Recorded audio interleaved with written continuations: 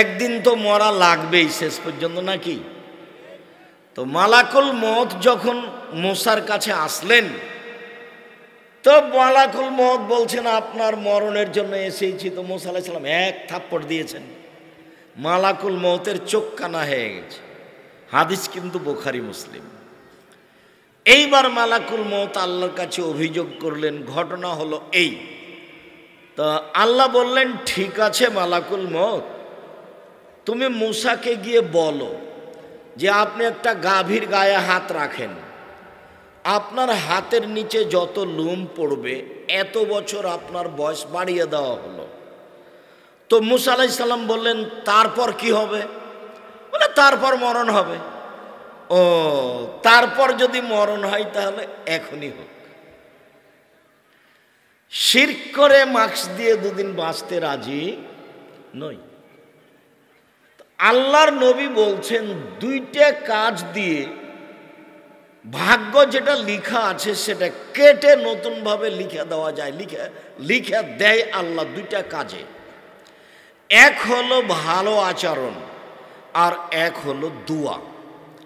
আল্লাহ নবী বলছেন, শোনা, মান আহাব্বা আয়ুবসাতা লাহু রিজকুহু, কেউ যদি চায় যে তার রুজি বেশি হয়ে যাক, ও ধনী হয়ে যাক, এটা যদি কেউ চায়, আর ইসার অয়ুবসাত ফিয়াসারি অয়ুনসা ফিয়াসারিহি, তার বয়স বেশি করে দেওয়া হোক।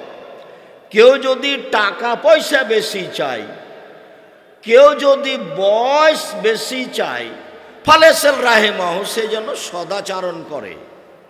সদাচারণ করলে বয়স বেশি হয়, সদাচারণ করলে টাকা পয়সা বেশি হয়, তাহাজ্জুদ পড়লে বয়স বেশি হয় না,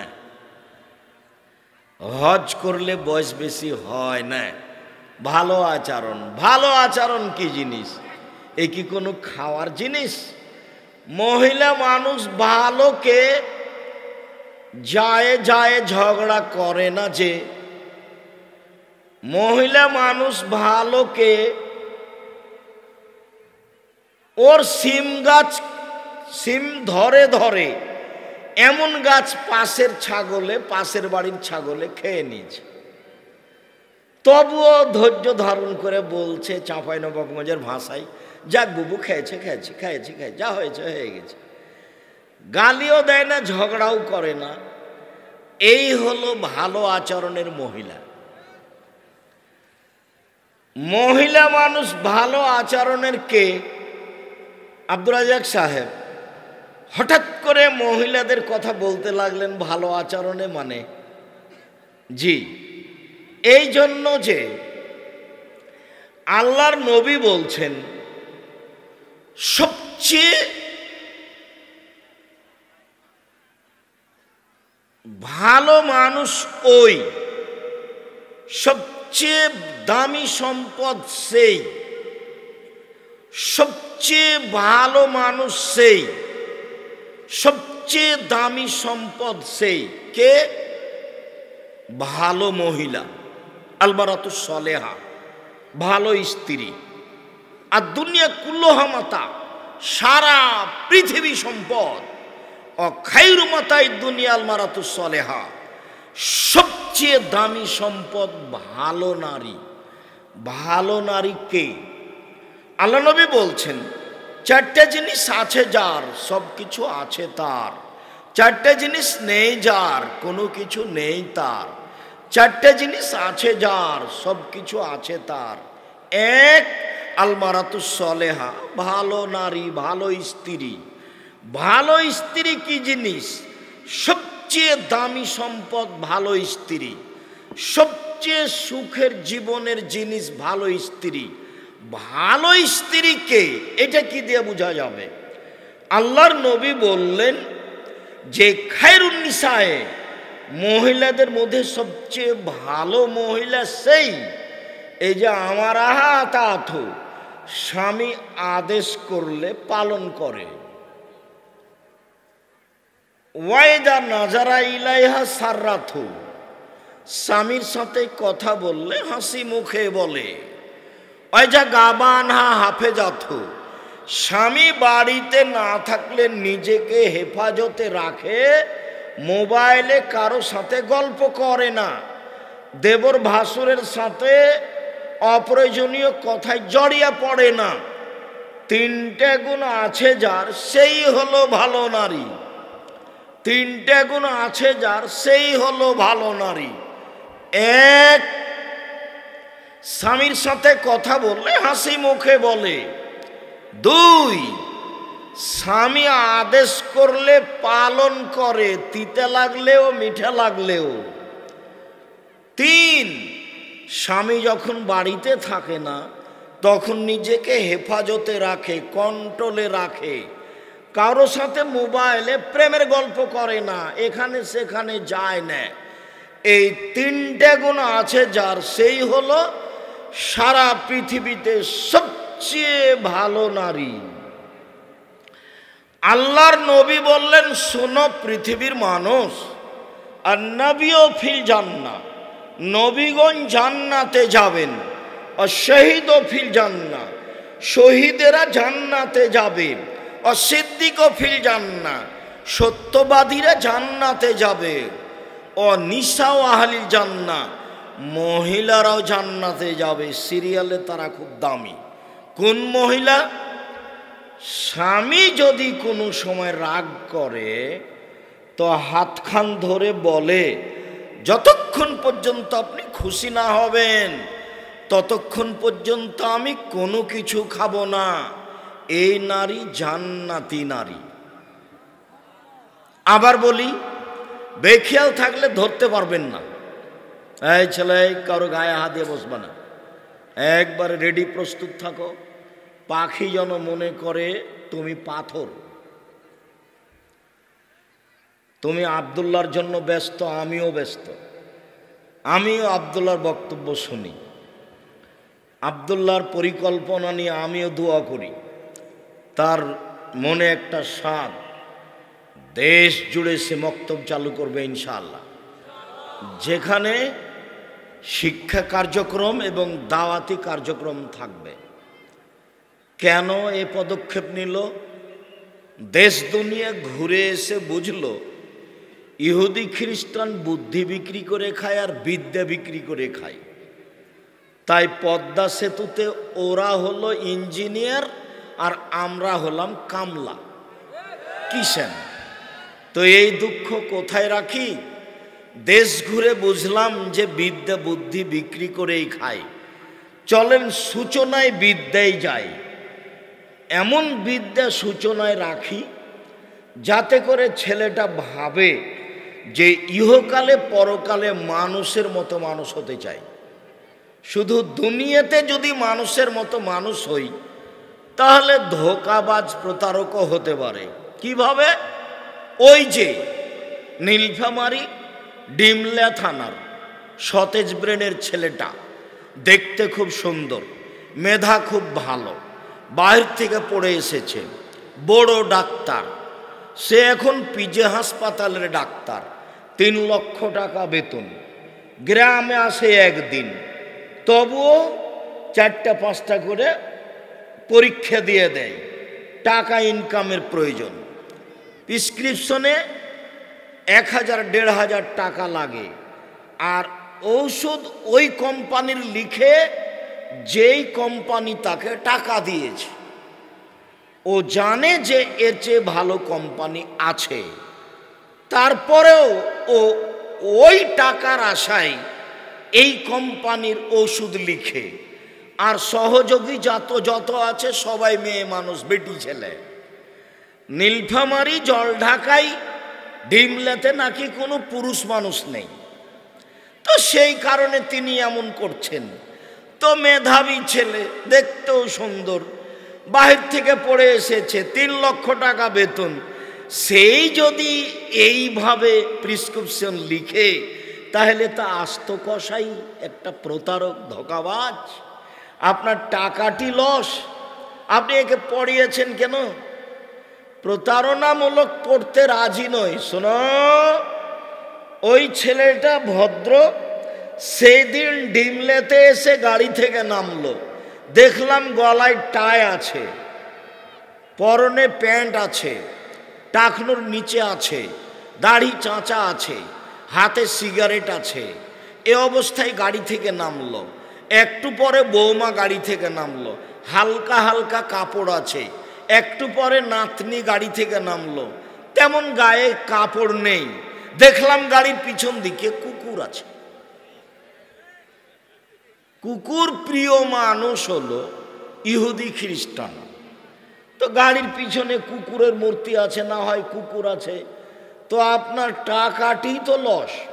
আল্লাহর নবী বললেন বিদ্যা উঠে যাবে, মূর্খতা বেড়ে যাবে। তো ডিমলা থানায় 20 বছর পূর্বে যত শিক্ষিত মানুষ ছিল, আজকে তার চেয়ে কম না বেশি? বেশি। তাহলে আল্লাহর নবী মিথ্যা কথা বলেছেন, নাউজুবিল্লাহি মিন যালিক। আল্লাহ নবী বলেছেন বিদ্যা উঠে যাবে আর মূর্খতা বেড়ে যাবে। আল্লাহ নবী বলেছেন মূর্খতা বর্ষণ হবে আর বিদ্যা উঠে যাবে। তুমি এখন বলো যে এই ডাক্তার শিক্ষিত মানুষ, বলো দেখি এ ডাক্তার শিক্ষিত মানুষ নয়। এ সমাজের একটা কসাই, আস্ত প্রতারক, ধোঁকাবাজ। এরকম যত মানুষ আছে সমাজ সেবক হিসাবে, চেয়ারম্যান, মেম্বার, এমপি, ওসি, দারোগা, ডিসি, এডিসি, ডাক্তার, বড় ডাক্তার, জেল সুপার, যারা যেখানে আছে নিজ স্বার্থে সমাজের সেবা করছে, এরা শিক্ষিত নয়। নিজ স্বার্থে সমাজের সেবা করছে, এরা শিক্ষিত মানুষ নয়। সম্মানিত দ্বীনি ভাই বোন, উপস্থিত বৈঠকের মুসলিম বোন, শোনেন, আপনার কথা শেষ করি। নবীগণ জান্নাতে যাবেন,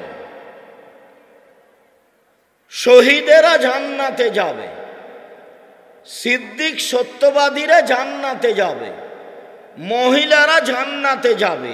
আমাদের সিরিয়াল নেই এখানে। কোন মহিলা?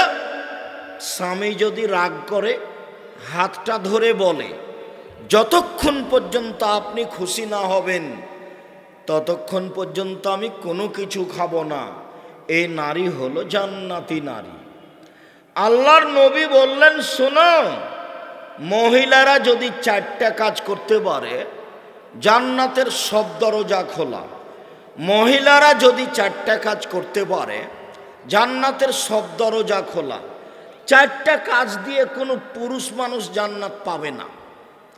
4টা কাজ দিয়ে কোনো পুরুষ মানুষ জান্নাত পাবে না। তবে 4টা কাজ দিয়ে মহিলারা শুধু জান্নাত পাবে এই কথা নয়, জান্নাতের যে কোনো দরজা দিয়ে ঢুকতে পাবে। 1, 5 ওয়াক্ত সালাত। এই মেয়ে, কথা বলছো কেন? শরম হয় না তোমার?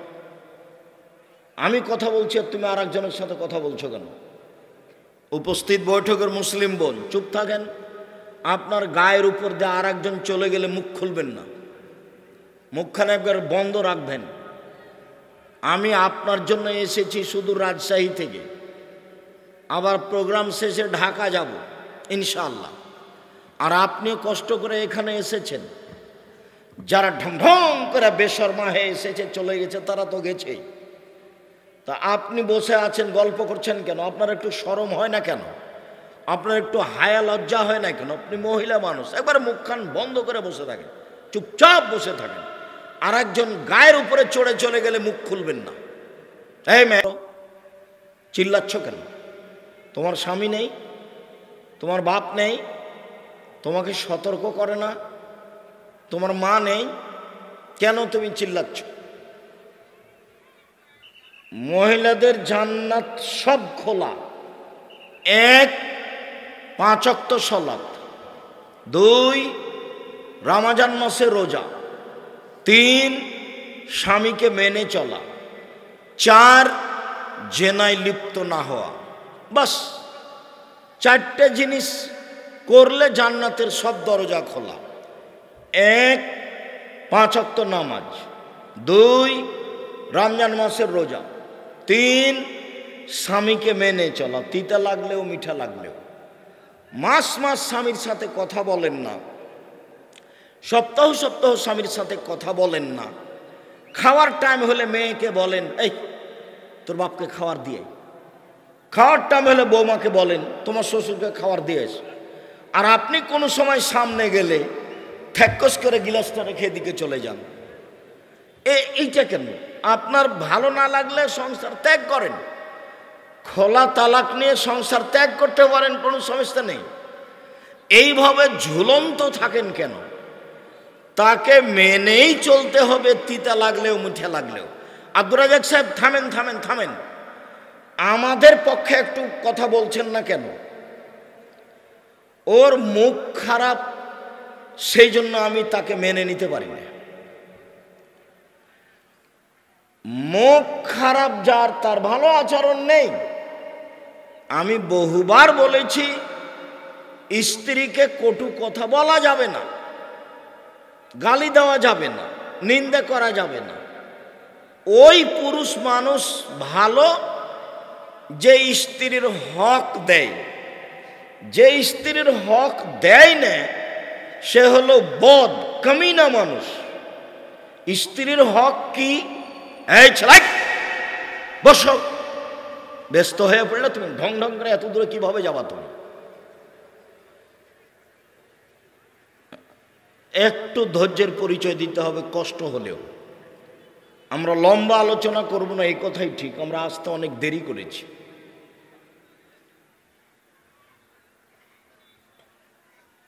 স্ত্রীর হক দিতে হবে। এক, যেই মানের কাপড় আপনি পরেন সেই মানের কাপড় তাকে পরাতে হবে। দুই, যে মানের খাদ্য আপনি খান সে মানের খাদ্য তাকে খাওয়াতে হবে। তিন, কটু কথা বলতে পাবেন না, কোনো সময় বলতে পাবেন না তোমার ঠোঁটটা মোটা। একবার ঠোঁট মোটা বললে 10 বছর ভালোবাসবে না। কোনো সময় বলতে পাবেন না যে তোমার রংটা কালো, এগুলো বলতে পাবেন না। দিন রাত খালি প্রশংসা করবেন। ওরা প্রশংসা প্রিয় মানুষ, বুদ্ধি কম। বেশি প্রশংসা করলেই খুশি, সারা রাত পা টিপে দিবে, পা মেসেজ করে দিবে। আপনি করেন, প্রশংসা করেন, আপনি তো বুঝেন না, খালি বদনাম। তুমি তুমি তোর বাপ দিল না, এটা তো আবার নীলফামারি। মানে আব্দুর রাজ্জাক সাহেব কি বললেন? নীলফামারি মানে কি? আরে নীলফামারি মানে বলতে চাইলাম এটা রংপুর। রংপুর মানে কি বলতে চাইলেন? রংপুর মানে বলতে চাইলাম যে যৌতুক ছাড়া ছেলের বিবাহ দেয়নি, যৌতুক ছাড়া বিবাহ দেয়নি। কাপুরুষ ঘৃণিত পুরুষ আপনি। বাপ বেটা ভিক্ষা করে খেতে পারেন না, ভিক্ষা করে খাবেন। যৌতুক নেবেন কেন? যৌতুক নেবেন কেন? ভিক্ষা করে খাবেন। ভিক্ষা মানুষে দিবে। যদি ডিমলাই না দেয় নীলফামারি যাবা, নীলফামারি রংপুরে যাবা, রংপুরে না দিলে বাড়ি ঘর ছেড়ে একবারে ঢাকা চলে যাবা, কমলাপুর স্টেশনে মানুষ ভিক্ষা দিবে। বাপ বেটা ভিক্ষা করে খাবা, যৌতুক নিবে কেন? যৌতুক নিবে কেন? শতবার বলেছি, ভিক্ষা করা টাকা দিয়ে চাউল কিনে ভাত খেয়ে ইবাদত কবুল হবে। ভিক্ষা করা টাকা দিয়ে চাউল কিনে ভাত খেয়ে ইবাদত কবুল হবে। যৌতুকের টাকা দিয়ে চাউল কিনে ভাত খেয়ে ইবাদত কবুল হবে না। এটাই চূড়ান্ত। যা বললাম কিয়ামত পর্যন্ত আর একজন উল্টিয়ে ধরবে এই সাহস নেই। যৌতুকের টাকা দিয়ে চাউল কিনে ভাত খেয়ে ইবাদত কবুল হবে না।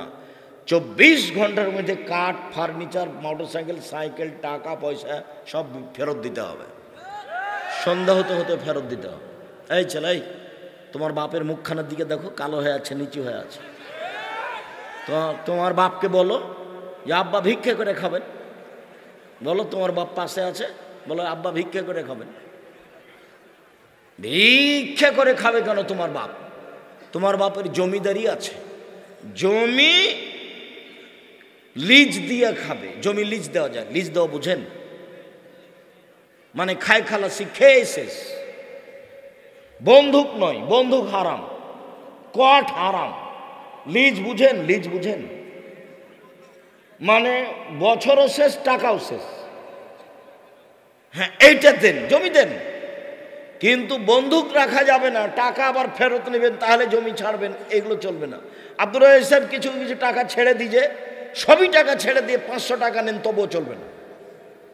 ওই পথই হারাম, ওটা সুদ। তারপরে ব্যবসা করেন, দিন মজুরি করে খান, ভিক্ষা করবেন কেন? আমি বলছি সেটা হলো উপার্জনের শেষ পথ। মানুষের উপার্জনের শেষ পথ কি? ভিক্ষে। তো যৌতুক নিব, শ্বশুরের কাছে টাকা নিব কেন? এখন নোংরামি, এখন নোংরামি। যা টাকা নিয়েছো ফেরত দিবা, 24 ঘন্টায় ফেরত দিতে হবে। সম্মানিত দিনী ভাই বোন, অনুরোধ করে যাচ্ছি, ভুল বুঝিয়েন না। তাহলে কি আব্দুর রাজ্জাক সাহেব রংপুরে এরকমই হয়?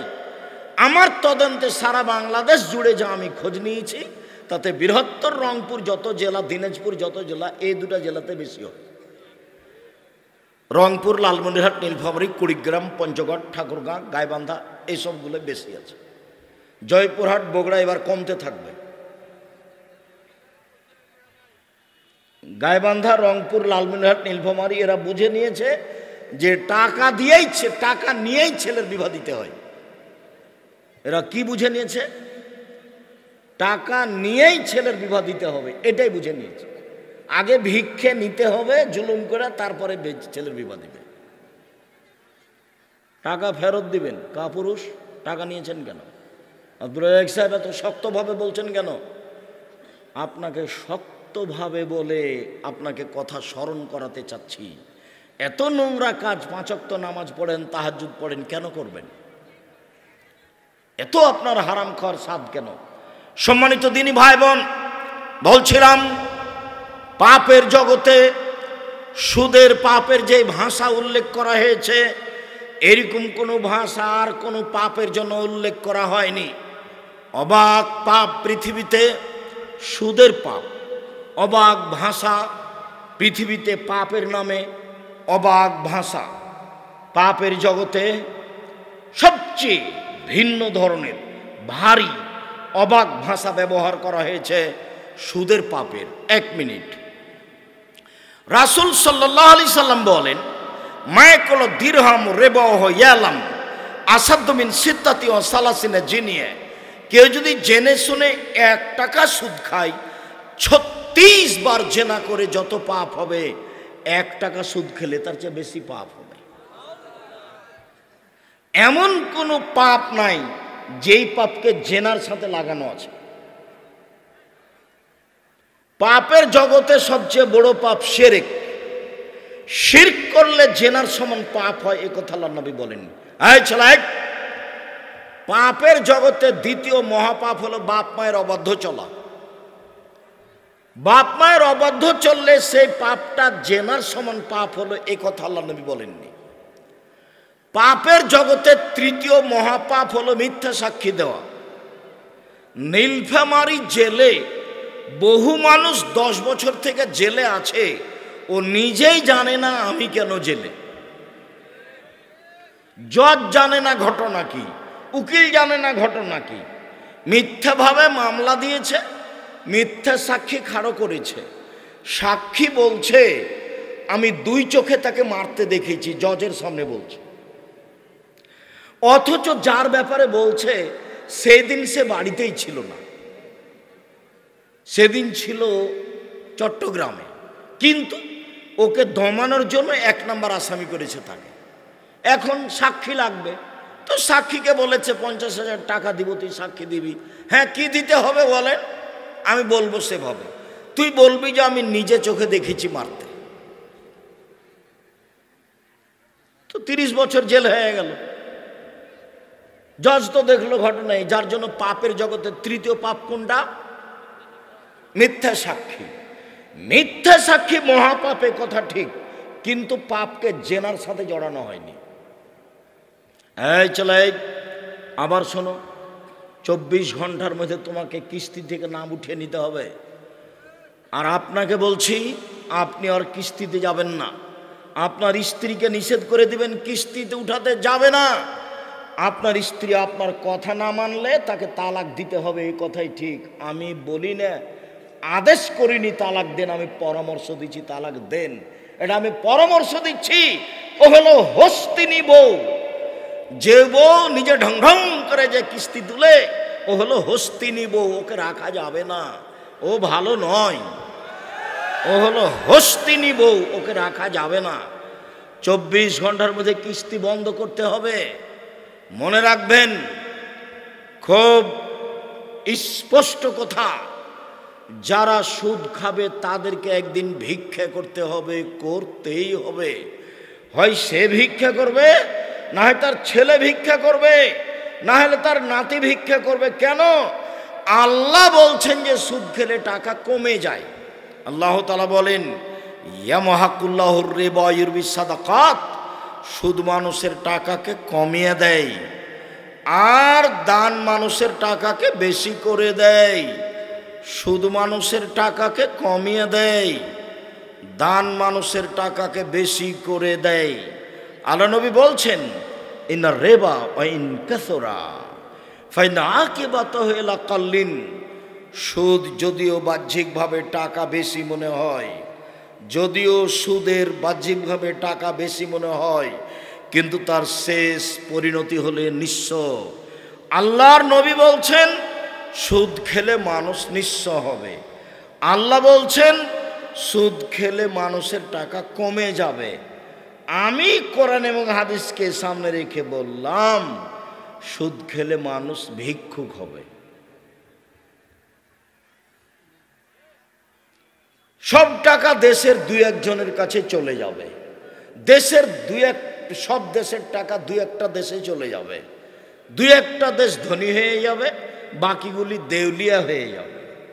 কিছু পরিবার ধনী হয়ে যাবে, বাকি পরিবার দেউলিয়া হয়ে যাবে। যেহেতু আল্লাহ বলেছেন টাকা কমে যাবে, যেহেতু নবী বলেছেন টাকা কমে যাবে, কাজে এখান থেকে ফিরে আসার আর কোনো পথ নেই, তাকে ভিক্ষুক হতেই হবে। অবাক যে সুদের পাপের যেই ভাষা, সুদের পাপের যেই ভাষা, আর জগতে এরকম কোনো পাপ নাই যার ভাষা এরকম। এক মিনিট, আল্লাহ রাসূল বলছেন যে সুদের পাপের 70টি স্তর রয়েছে, ছোট থেকে বড়, বড় থেকে ছোট। সুদের পাপের 70টি ভাগ রয়েছে, বড়, ছোট থেকে বড়, বড় থেকে ছোট। সবচেয়ে ছোট ভাগ হলো মার সাথে জেনা করলে যেমন পাপ হয়, এই ভাষা আর কোনো পাপে নেই। দেখুন আপনাকে একটা দেখাই, 4টা পাপের ফলাফল জাহান্নাম। 1, আখ কোন, বাপ মাকে মানে না যে সে জাহান্নামে যাবে। 2, কাম্মার, জুয়া খেলে যে সে জাহান্নামে যাবে। 3, মান্নান, খোটা দেয় যে সে জাহান্নামে যাবে। 4, নিয়মিত বিড়ি, তামাক, জর্দা, সিগারেট, গুল, নেশাদার দ্রব্য খায়, পান করে যে সে জাহান্নামে যাবে। তো জাহান্নামে যাবে বললেন আল্লাহর নবী, কিন্তু বললেন না এই 4টার কোনোটাতেই কেউ যদি নেশাদার দ্রব্য পান করে তাহলে সে মায়ের সাথে জেনা করলো, এই কথা বলেননি। আমি মনে হয় বুঝাতে পারি না কথা মানে সুদের পাপের যে ভাষা, অন্য কোনো পাপের সাথে এই ভাষা উল্লেখ হয়নি। অবাক। হ্যাঁ, মদের পাপের মান খুব ভারী, মদের পাপের মান খুব ভারী। কেউ যদি একদিন মদ খায় তাহলে 40 দিন আল্লাহকে নিজের দিকে করতে পারবে না। এই পাপের মান, গতি খুব ভারী। কেউ যদি নেশাদার দ্রব্য পান করে 40 দিন তার নামাজ কবুল হবে না, তার মান খুব ভারী। কেউ যদি নেশাদার দ্রব্য পান করে তাহলে তার পাপ হবে মূর্তি পূজার মতো। সরস্বতী, ভগবতী, কালী, দুর্গা এদের পূজা করলে যেমন পাপ হয়, বিড়ি, তামাক, জর্দা, সিগারেট, গুল, নেশাদার দ্রব্য খেলে পান করলে তেমন পাপ হয়। মদের পাপের মান খুব ভারী, কিন্তু সুদের পাপের মতো ভাষা নয়। সম্মানিত দিনী ভাই বোন, এই ছেলে, যারা দায়িত্ব পালন করছো তাদের আবারও সতর্ক করছি, শোনো, বাইরে কেউ কোথায় 2 জন দাঁড়িয়ে কথা বলতে পাবে না। যদি বাইরে রাস্তায় 2 জন দাঁড়িয়ে কথা বলে, এটা তোমাদের অযোগ্যতা। তোমরা জানো হাজারো লাখো মানুষের সমাগম হবে, এ কথাই ঠিক। সবার প্রিয় আব্দুল্লাহ আসবে, স্বাদ করে সবাই দেখতে আসবে, আমিও সেই স্বাদের। মানুষজন অনেক আসবে, এ কথাই ঠিক। তোমার প্রস্তুতি নাই কেন? আব্দুল্লাহ প্রতিষ্ঠানের জরুরি দুইটা কারণে আসেনি, বিদেশি মেহমানের কারণে আর প্রতিষ্ঠানের একটা জরুরি কাজের কারণে। ও আমাকে নিজে বলল, আব্বু আমাকে তো যেতে হয়, আমি তো নিজে ওয়াদা দিয়েছি। তা আমি বললাম ঠিক আছে আব্বু, এ তো মিল খাচ্ছে না, অবস্থা তো খুব জটিল, আমি যাব, আমি বলে দেবো মানুষকে তুমি আসতে পারোনি, সময় আসবে ইনশাল্লাহ। তুমি তো উত্তরবঙ্গে মক্তব নিয়ে খুব ব্যস্ত আছো, তুমি তো ঘরে ঘরে যাবা ইনশাল্লাহ। তা আজকে আর তোমাকে এই পরিস্থিতিতে যাওয়া লাগবে না, আমি যাচ্ছি। সেই কারণে আমি এসেছি, আব্দুল্লাহ আসতে পারিনি। মনে যেন কারো দুর্বলতা না থাকে, বা এটা যেন কেউ না বলে ওয়াদা করে আসেনি, এই হলো সমস্যা, যার কারণে আসতে পারিনি। ওই সময় একটা কথা আমার মনে পড়েছিল, মহিলাদের কণ্ঠে যেই হাদিসটা আমি যখন তখনই বলি যে মহিলাটা চিল্লাচ্ছে কেন, মহিলাটার নখে নেইল পালিশ কেন, মহিলাটার নখটা বড় কেন, মহিলাটা চিল্লাচ্ছে কেন, ওর কপালে টিপ কেন, ওর পরনে ফ্যাশন বোরকা কেন, ওর পরনে ফ্যাশন বোরকা কেন, ওর কপালে টিপ কেন, ওর নখটা বড় হয়ে আছে কেন, তার নখে নেইল পালিশ কেন। আদর্শ পরিবারে এক জায়গাতে উল্লেখ আছে, নাসের উদ্দিন আলবানী রাহিমাহুল্লাহ সে ইতিহাসটা পেশ করেছেন। ইহুদি খ্রিস্টানদের পতিতালয়ের মেয়েদের বৈশিষ্ট্য হলো নখে নেইল পালিশ দেওয়া। ইহুদি খ্রিস্টানদের পতিতালয়ের মেয়েদের বৈশিষ্ট্য হলো নখ বড় রাখা ও নখে নেইল পালিশ দেওয়া। এই ভাষায় যদি বুঝতে না পারি তাহলে গ্রামের ভাষায় বলি, ইহুদি খ্রিস্টানদের বেশ্যালয়ের মেয়েদের বৈশিষ্ট্য হলো নখ বড় করা এবং নখে নেইল পালিশ দেওয়া। তো আমার মেয়েরও যে নখ বড় আছে, নখে নেইল পালিশ আছে, তাহলে আপনি তার সৎ বাপ। আর ওর যেটা মা, আপনার যেটা স্ত্রী, ওটা তার সৎ মা। কেন? আল্লাহর নবী তো মাকে পাহারাদার বলেছেন। 1 মিনিট, জাবের বলছেন আল্লাহর নবী আমাকে বললেন সবাই তোমরা থাকো, আমরা সকালে বাড়ি যাব। তা আমি বললাম আল্লাহর নবী আমি নতুন বিবাহ করেছি, আমাকে বাড়ি যেতে দেন। তা আল্লাহ রাসূল বলেন, ও তুমি নতুন বিবাহ করেছ, তো কুমারী মেয়ে বিবাহ করেছো না তালাক প্রাপ্তা মেয়ে বিবাহ করেছো? তো আমি বললাম তালাক প্রাপ্তা মেয়ে বিবাহ করেছি। তো তিনি বললেন কুমারী মেয়ে কেন বিবাহ করলে না, তুমি তার সাথে খেলতে, ও তোমার সাথে খেলতো। তো আমি বললাম দেখেন আল্লাহর নবী, আমার আব্বা উহুদের যুদ্ধে শহীদ হয়েছেন 9 জন মেয়ে রেখে, আমার 9 জন বোন আছে। আমি আমার বোনদের সমবয়সের মেয়েকে বিবাহ করা পছন্দ করিনি 4টে কারণে। এটা মনে করতে হবে। এই ছেলে, ওই যে নাগালের বাইরে কথা বলছো তো আর বুঝতে পারে না যে আমরা তার কথা শুনতে পাচ্ছি। ও তো একটা বোকা ছেলে, চিল্লাচিল্লি করছে আর হেঁটে বেড়াচ্ছে। তোমরা যারা পাহারা দিচ্ছ কি, তোমরা বাহিরে পাহারা দাও, ওর তো আর কথা শোনার প্রয়োজন নেই। সেই জন্য বোকামির পরিচয় দিয়ে চিল্লাচ্ছে আর একজন ডাকছে চলে যাচ্ছে। আমি কি আব্দুল্লাহ বিন ফজল সারা রাত বক্তব্য দিব? এই তো আর কিছুক্ষণ পরই শেষ হয়ে যাবে ইনশাআল্লাহ। আল্লাহর নবী, আমার বাপ উহুদের যুদ্ধে শহীদ হয়েছেন 9 জন মেয়ে রেখে, আমার 9 জন বোন আছে। আমার বোনদের সমবয়সের মেয়েকে বিবাহ করতে চায়নি আল্লাহর নবী 4টা কারণে। 1, লেতুয়াল্লেমা হুন্না, আমার স্ত্রী যেন আমার বোনদেরকে বিদ্যা শিখাতে পারে। 2, অলে তুয়াদ দেবা হুন্না, আমার স্ত্রী যেন আমার বোনদেরকে শিষ্টাচার শিখাতে পারে। 3, অলে তুরাজ্জেলা হুন্না, আমার স্ত্রী যেন আমার বোনদের মাথার চুল চিরুনি করে সাজগজ করে রাখতে পারে।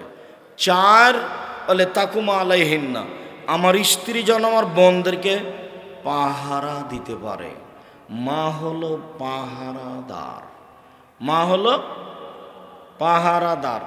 এবার তুমি বলো তোমার বোনের নখটা বড় কেন? তুমি বলো যে আমার মা পাহারাদার।